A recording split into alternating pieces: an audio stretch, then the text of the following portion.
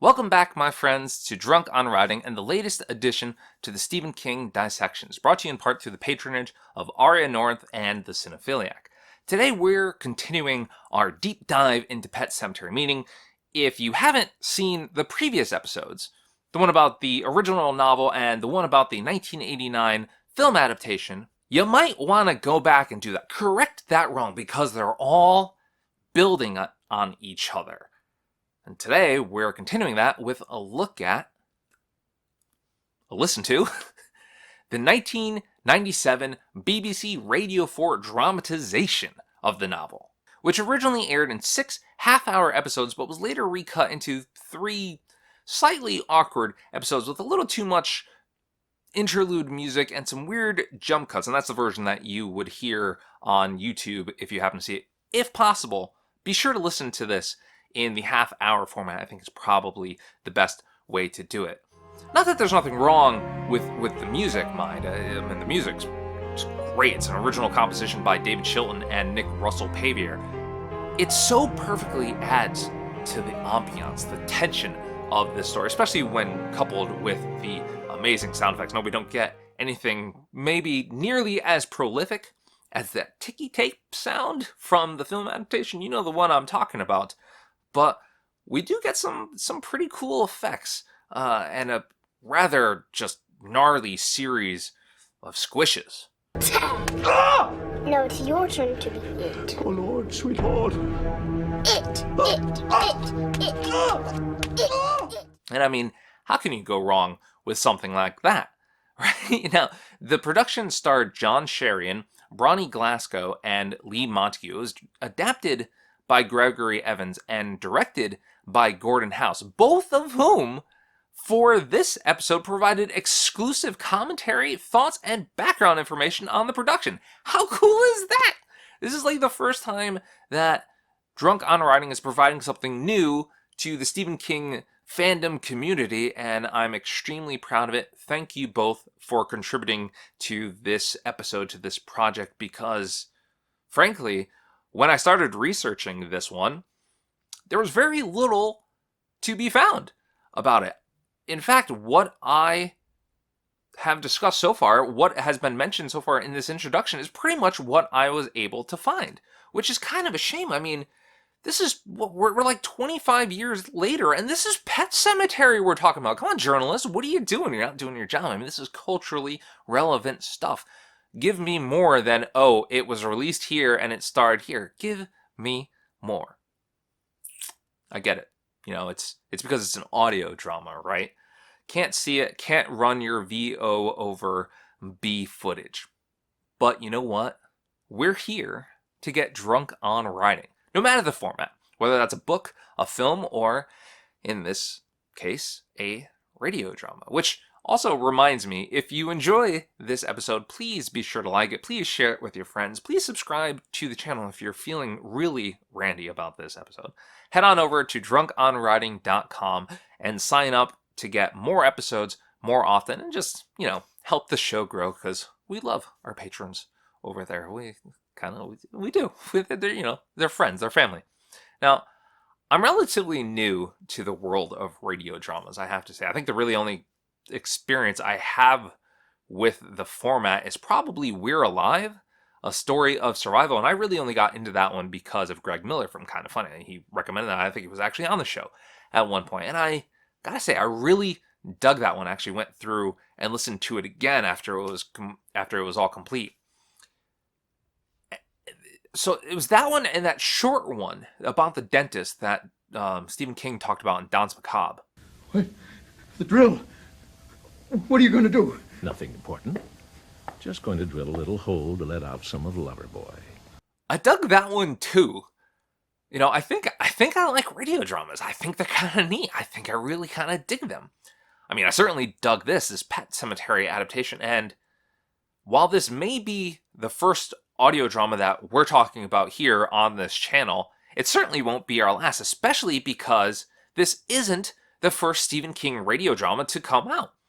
In fact, 2 years earlier, also on the BBC Radio 4, there was a Salem's Lot adaptation, One I never even knew existed before doing this episode. Yeah, we're going to cover that one, especially since it's another Gregory Evans joint. You know, I keep using that term. Not joint.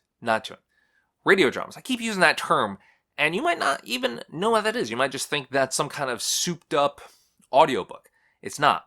It's a fully dramatized adaptation of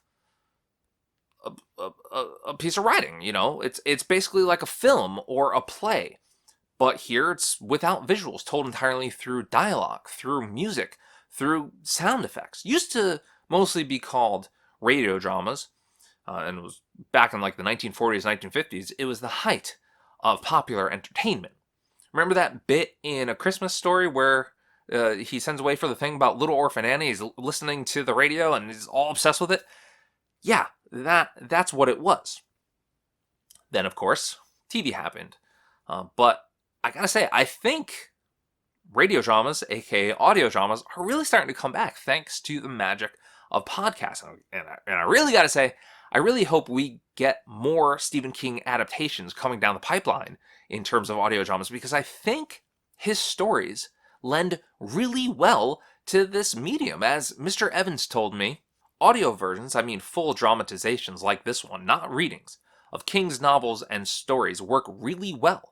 King has alluded to this himself in Danse Macabre when he writes about the monster behind the door being more frightening than the one we get to see when the door finally opens, because the terrors of our own imaginations are more real, more viscerally frightening to us than anything an art director can conjure up. I think he's on to something there, because though this is the second Pet Sematary adaptation, and really only a oral adaptation, I think it's the better adaptation.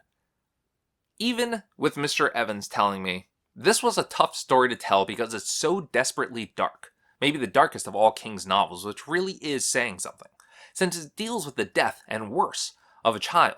So conveying the genuine emotional horror of the material without making the audience switch off, that was certainly a consideration in both the script and the production. And it truly is an adaptation, by the way, not any one-to-one retelling, as Mr. House told me. I think it's always important in any oral or visual adaptation to try and stay as close to the spirit of the author's work as you possibly can, even if you have to make changes or compromises along the way.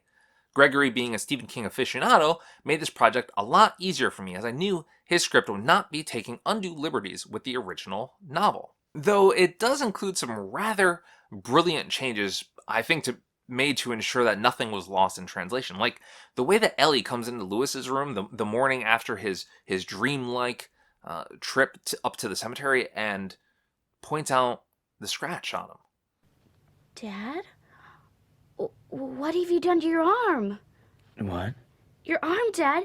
How did you scratch your arm? It's been bleeding. Or the way that the family discusses and comments on the grave markers when they go into the cemetery. You know, that's something like my family would and has done when we've been in weird cemeteries. I don't know if I can talk about that. Smucky the cat, 1986 to 1989. He was... Obedient. Must have been the same kid who wrote the sign. Here, look at this one. Biffer, Biffer, a hell of a sniffer. Before he died, he made us richer. Or, and this one I absolutely adored, the way that Lewis's insanity is conveyed like a split personality, like he's talking to himself. This gives us as much of the narrative as can be possible and conveys the whole thing in a way that I think really could only truly work through this medium. All these little plots in their neat, regular rows. Real estate for sale. One-room apartments. No headstone yet. Just a neat rectangle of bare earth with gauge underneath it. It's dark.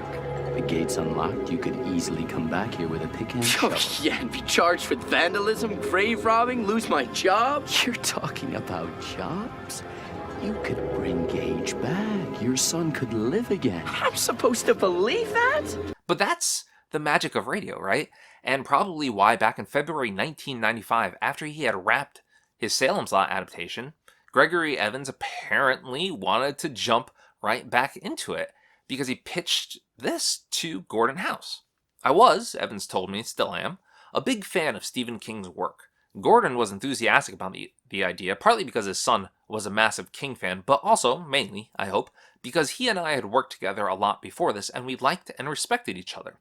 Gordon was, and is still, a brilliant audio drama director with a keen ear for the sound design of the piece, a real sense of the shape and sweep of the story, and, perhaps most of all, a wonderful, easy way with actors. I feel like I want to include a little background info here on Gordon House from an interview he did with Mike Lloyd of VRPCC back in 2018 because, I kind of like him and I feel indebted to him for coming on and agreeing to be interviewed for this piece. And frankly, I just kind of love this answer. I think it's just a beautiful answer. I believe he noted that it was an excerpt from an autobiography that he was working on. He said, and again, I apologize, and this is a long quote, but it is beautiful.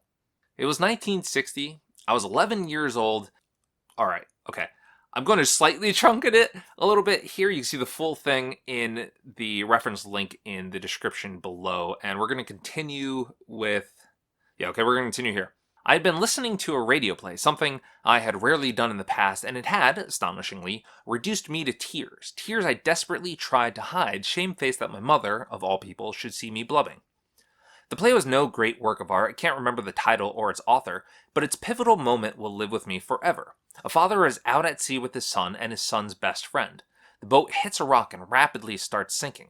They are foolishly unprepared for any accident, there are no life jackets aboard, and though they're not far from the shore, the father realizes he only has the strength to swim back with one child. The other will be left to fend for himself. Who will the father rescue? The son he loves more than anyone in the world? Or the son's friend with whose welfare and safety he had been entrusted? He chooses his son's friend. They swim off to safety, but we, the radio audience, stay with the son. We hear him vainly fighting the swell. We hear him pitifully calling to his father. We hear the waves close over him as his strength deserts him. As I type these words 50 years later, I find my eyes welling up once more at the extraordinarily vivid memory of the glug, glug, sink-emptying sound effect that the producer had chosen to illustrate the moment of death. Realistically, quite wrong, but dramatically, horribly effective. At the time, I simply remembered being appalled at the father's choice. Would my dad have done the same thing, left me to drown while he rescued one of my friends? Yes, he probably would have done. He would do anything to avoid upsetting the neighbors. I vowed to myself never to get in a boat with him again. At a deeper and unarticulated level, I also realized how powerful a play could be on the radio. It was as if it was being performed for me and me alone. I had eavesdropped on a real and terrifying human experience. How else to explain the tears that even my mother's appearance had not completely extinguished? But I had no intention of explaining any of this to her. In an effort to divert her concern, however, I announced rather grandly that should my wish to become a film actor not be realized, I had determined on a second, rather less glamorous career. I would direct radio plays. Again, sorry, I know that was a long quote, but just come on. That was just so beautifully well put. What a way to see your inspiration as a kid. Now, Mr. House was, at the time that this adaptation was released, working for the now defunct BBC World Service Drama Department, where he had a somewhat limited budget. It was only in my latter years that I was able to persuade my bosses to loosen the purse strings and also commission some original radio plays written specifically for a world audience, as well as instigating what was one of the first ever major international radio soaps, Westway. For those of you outside the UK like me, Westway was a radio soap opera broadcast twice a week on the BBC World Service from November 1997 to October 2005. It focused on life in and around the Westway Health Centre in West London and was, obviously, named after the Westway, the main road in and out of London coming from the west. But House had a good point here about expanding to new areas. As he said, a good drama department has to be seen to create work, as well as reshaping and reinterpreting it. And that's what we have here with Pet Sematary, isn't it? A reshaped reinterpretation. Our brief was to find audio projects that would appeal to a world audience, House told me. Gregory Evans had already had success with his dramatization of Salem's Lot for our domestic service, Radio 4, and he suggested a Stephen King book would have universal appeal for our audience. After some consultation involving both our sons, we considered, from the books where the radio rights were theoretically available, that Pet Sematary would be ideal for us. Copyright he noted, however, was not easy to obtain, but eventually, having agreed to a co-production with Radio 4, we secured the audio rights and went from there. Evans added, "There was some problem getting the rights, and I wrote a letter to Stephen King himself. This helped unlock the rights." One thing that surprised me pretty much every single time I've done one of these videos is just how quickly some of these productions are put together, whether we're talking about a book, a film, or in this case, a radio drama. And that may just because it feels like it takes me forever to get one of these videos up and running and on the internet. But according to Mr. House, this entire piece was finished in about 13 working days, give or take an additional afternoon to do a read-through. That was 6 days to shoot, 6 days to edit, and 1 additional day to, as he put it, wild track Percy. We'll come back to that. Actually, you know what?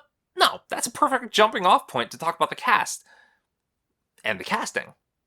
We obviously had to cast from the relatively small band of American actors working in and around London at the time. Mr. House told me something I hadn't really considered before he said it. I think I'm just kind of spoiled by all of the Brits now dominating Hollywood with their just amazing American accents.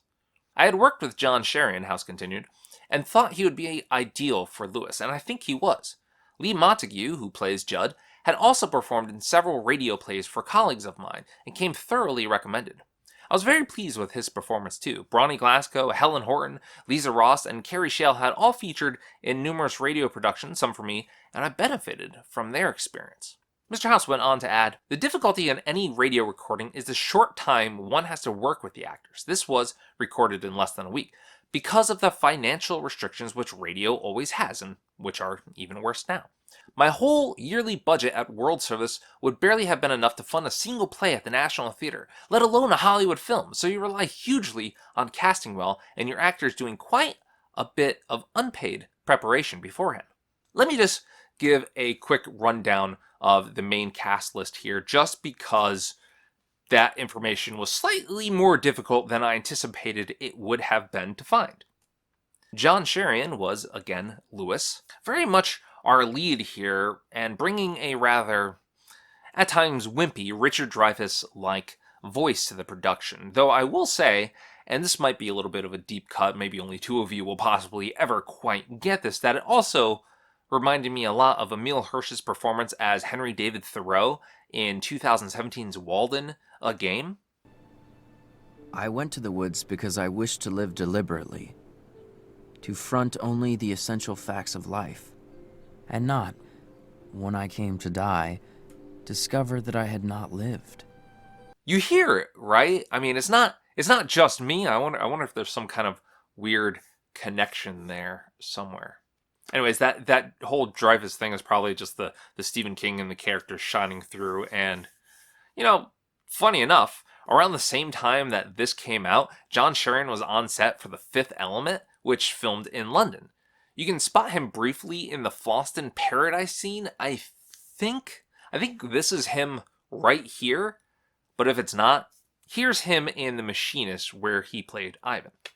This gig might have also spurred his voice acting career, as he lent his talents afterwards to the 2000 stop-motion film Chicken Run, as well as quite a few video games around the same time.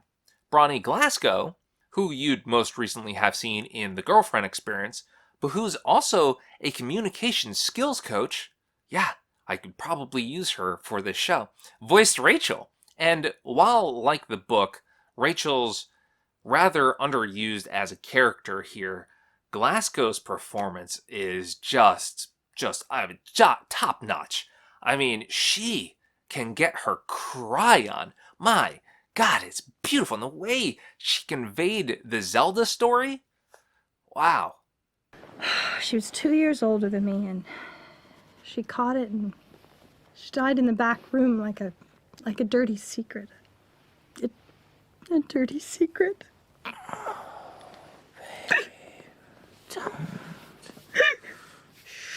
No, don't stop me, Lewis. I've only got the strength to tell this once. It's really horrible. Yeah. Oh, worse than you could ever imagine. We watched her deteriorate day by day.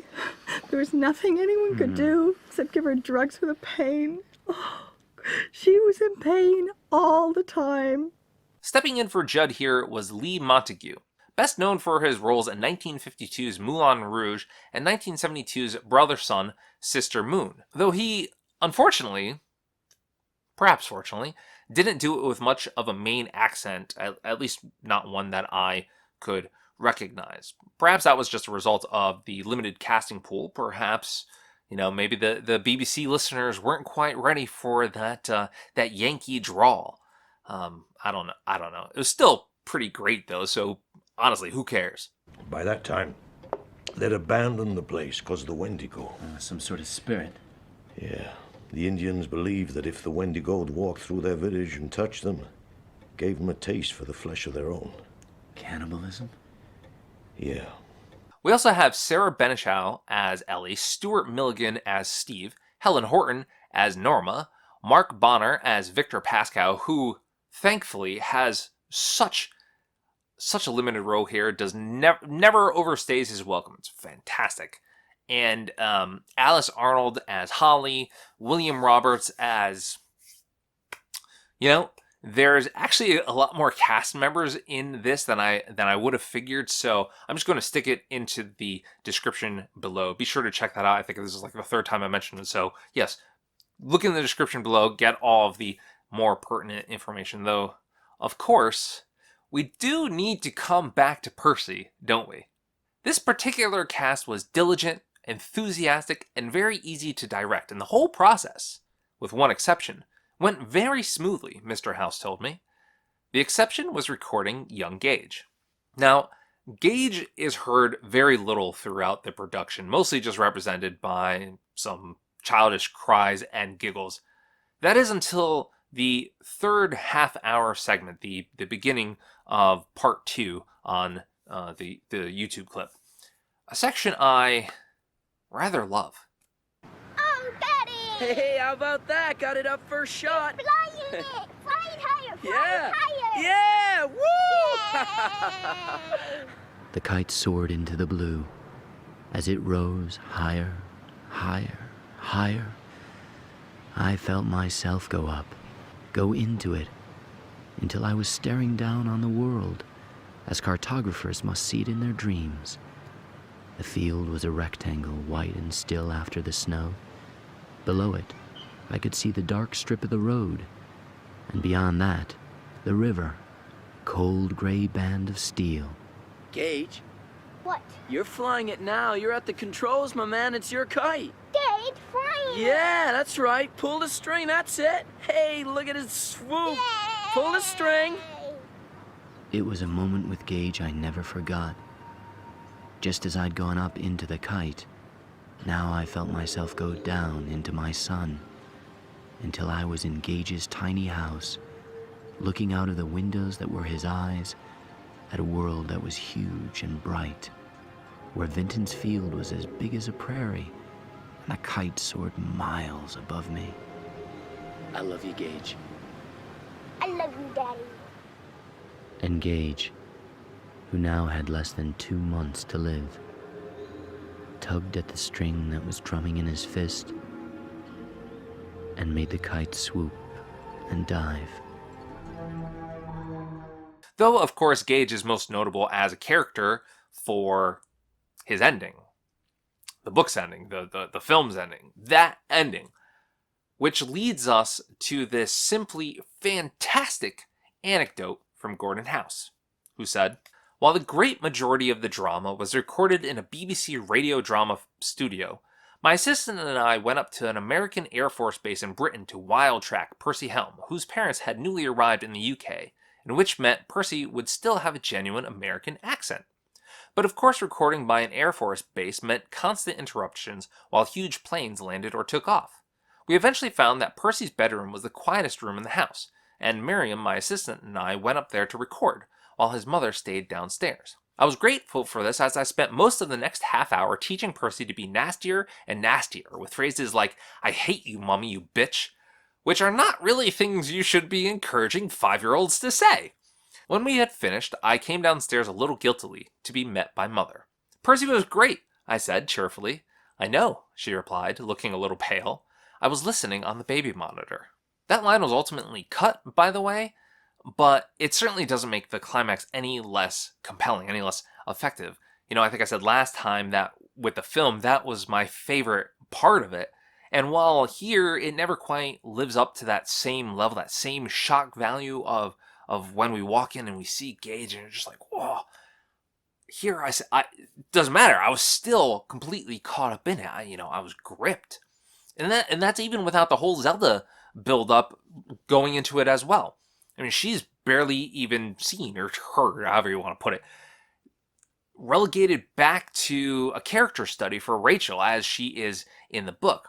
In fact, this take is a whole lot closer to the book than the film adaptation in terms of pace, in terms of focus, in terms of the amount of time that we spend with the characters. And that's probably because while they both read the novel, neither Gregory Evans nor Gordon House actually saw the original film adaptation.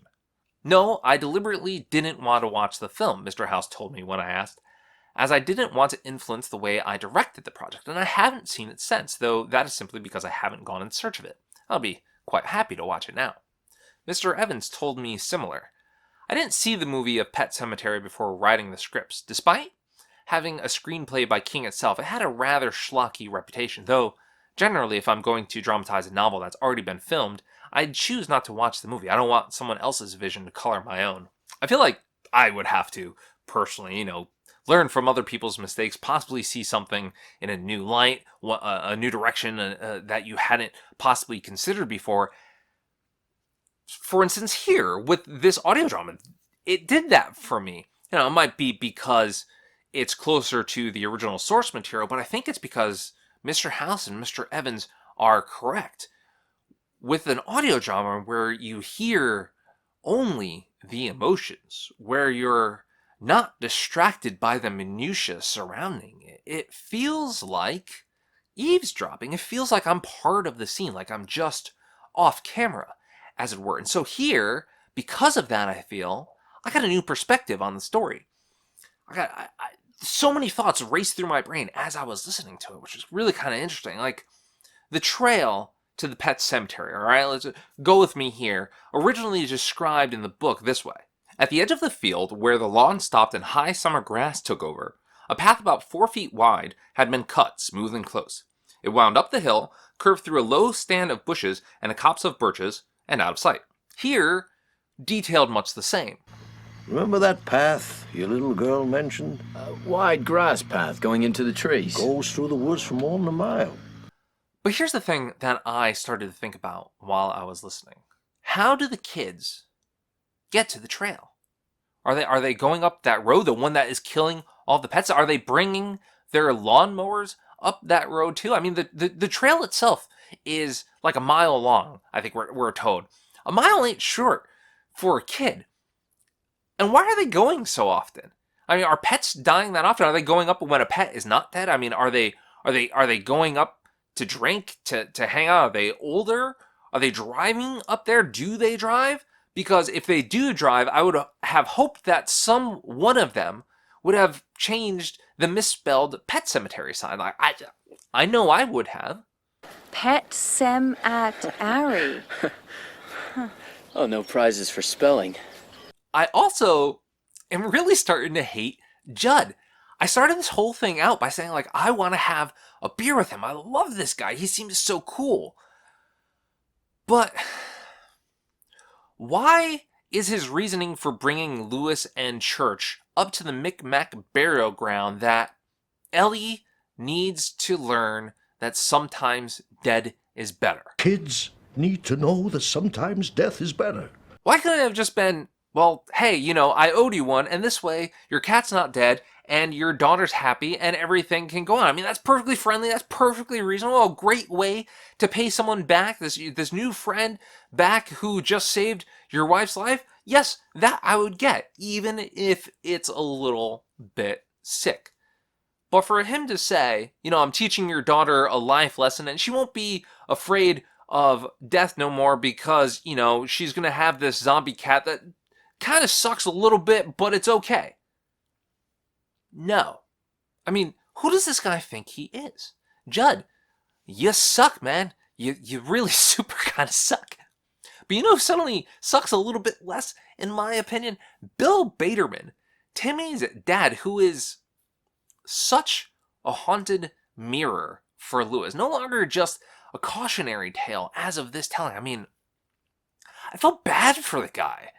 I felt his grief in a way that I never got out of the book or the film.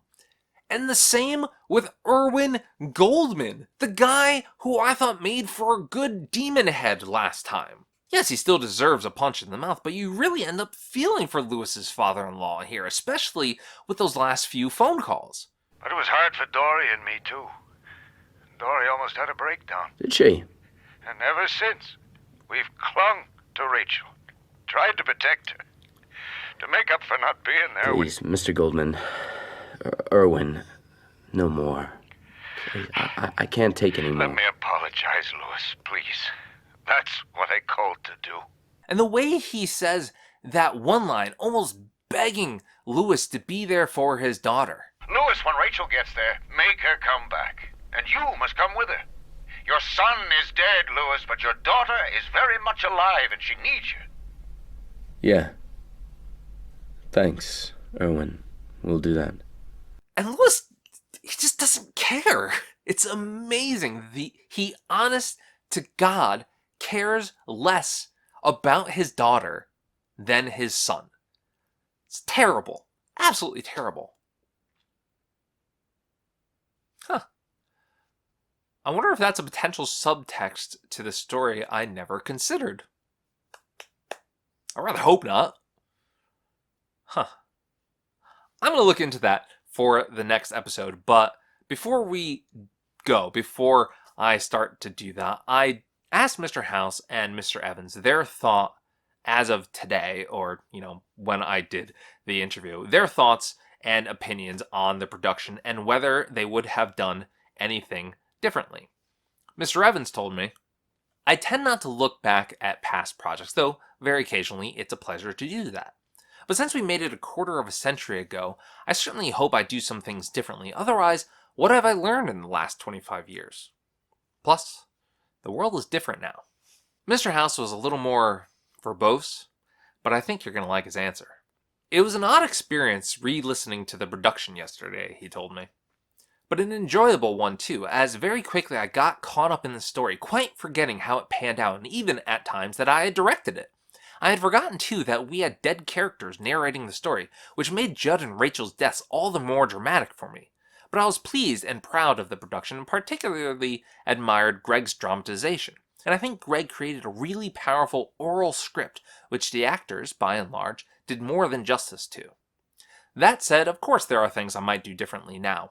I feel that about almost every production I've ever made. I can't remember how close to the novel Rachel's character is, but she's not exactly a great advert for strong 20th century women, and I think I would today have tried to make her a little less histrionic and needy. And I'd have had a bit more of Gage at the end and slowed down and lengthened the final scene so that the picture of dead Rachel returning home while her now mad husband plays cards as he waits for her becomes even more horrifically fixed in the mind. But that said, I am still more than happy with the production and thoroughly enjoyed working on it, so much so that Greg and I also went on to make an audio version of Secret Window, Secret Garden 2 years later, and I would have tried to do more King if copyright hadn't proved so difficult to acquire, and I hadn't moved across to a managerial job at the BBC's domestic service. There's another Stephen King audio drama? What? I did not know about this. Okay, I just got really excited about future episodes, and I really hope that you did too, because this has been the Drunk on Writing dissection of Stephen King's Pet Sematary, a BBC Radio 4 dramatization. If you enjoyed this episode, please give it a like, please share it with your friends, please quote it away, please use this information. I'm going to link out to the official interview notes in the description below, because I think it's important that they be out there and become part of the cultural lexicon. But I want to once again thank Gordon House and Gregory Evans for their time and for agreeing to offer their thoughts. This was brilliant, and I really hope that I did your production right. Until next time, until the next adaptation, cheers and keep on riding.